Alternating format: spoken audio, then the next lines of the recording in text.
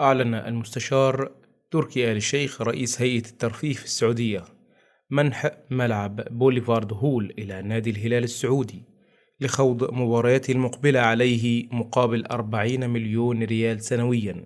وتمت تسمية الملعب باسم كينغدم أرينا.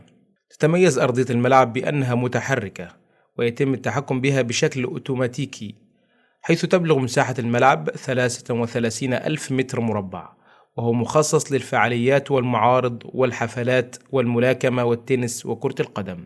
تتسع مدرجات الملعب ل26 ألف متفرج في مباريات كرة القدم، و10,000 متفرج في كل من التنس والملاكمة، وستقام عليه منافسات كأس موسم الرياض في يناير 2024. ومن المقرر أن يلعب نادي الهلال لأول مرة على ملعب كينغدم أرينا في منتصف شهر فبراير المقبل، وقد تكون أول مباراة على ملعب كينغدم أرينا أمام الرائد في الجولة 20 من الدوري السعودي للمحترفين.